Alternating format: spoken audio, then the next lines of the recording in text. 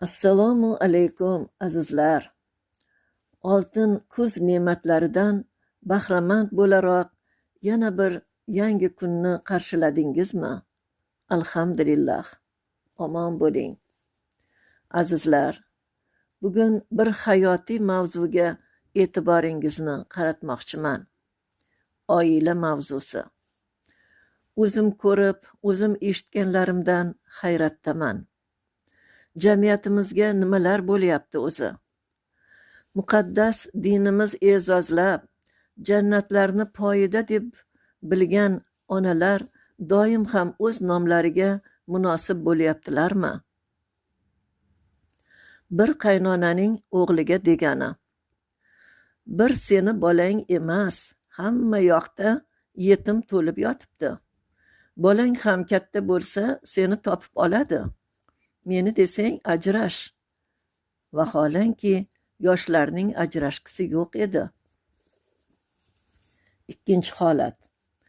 Hamma bir tarafu, kelin o'zi bir taraf.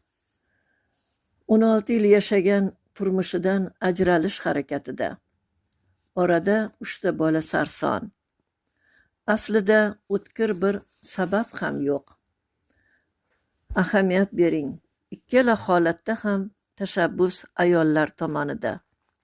Yana ayollarimiz yoppasiga umra-yu hajlarga borishyapti. Qani iymon yetagi? Axir muborak kalomda Alloh sabrlilar bilan birga degan jumla qayta takrorlangan. Qani sabr? Qani mas'uliyat? Yaratgan Parvardigorning muqaddas nikohi bilan bog'langan iplarni uzish shu qadar oson, oddiy holat bo'lib qoldimi? Axir farzand Allohning bebaho omonati-ku. Ularning jovdiragan ko'zlari, dil o'rtansa-da aytolmagan so'zlari, javobsiz savollari, hayot davomida kechirajak iztirobu alamlariga bas keladigan qanaqa baxt izlanyapti? Aslida bu baxt emas, badbaxtlik emasmi? Azizlar, bu iztiroblar farzand tilidan o'qimoqchi bo'lganim she'rdagi kabi ifodalanishi mumkin. Tinglab fikr bildiring. Zora shu yo'lni tutish arafasidagi ayrim ayollarning chuqurroq mulohaza qilishlariga sabab bo'lsa. Bismillahirrohmanirrohim. Dono qizning dil daftaridan.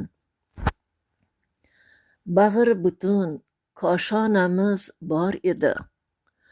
Ota-ona oshiyonamiz bor edi.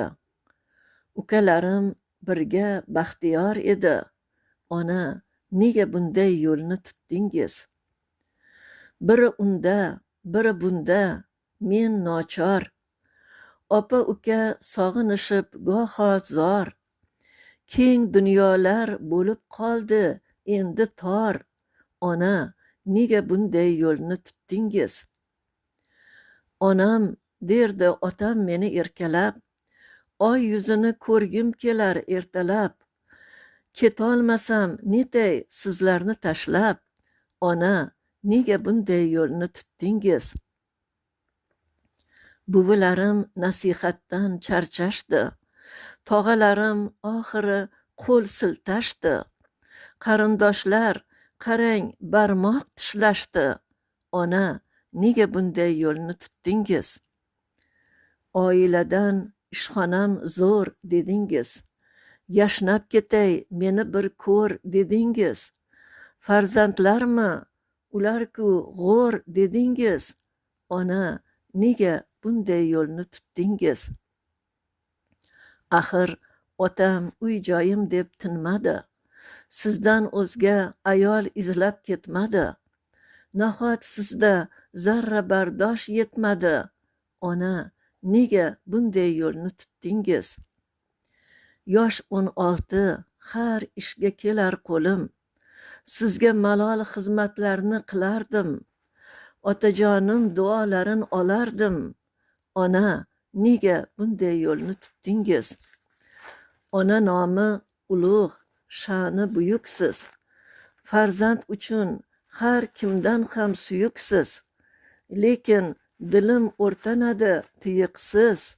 Ona, nega bunday yo'lni tutdingiz? Dugonalar ichra jo'shqin soy edim. Xushu xandon e'tiborga boy edim. Anglayolmay faqat o'zimni yedim. Ona, nega bunday yo'lni tutdingiz? Ukalarim erta qad ko'tarishar.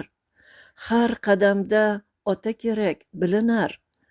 Balki shunda afsusdan dil tilinar.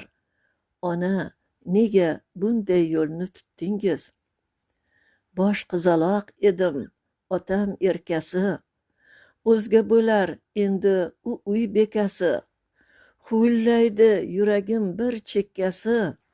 Ona, nega bunday yo'lni tutdingiz? Ortga yo'l yo'q, iztiroblarga to'ldik.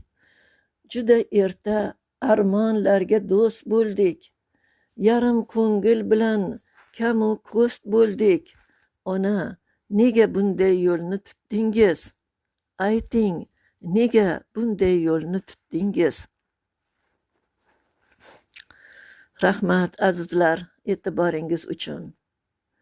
Biroz mahzun kayfiyat ulashganim uchun uzr. O'ylaymanki, hech birimiz bunday holatlarga befarq emasmiz. Yaratgan Parvardigordan yurtimizga va har bir oilaga tinchlik, ahillik va barakotlar tilagan holda xayrlashaman. Omon bo'ling azizlar.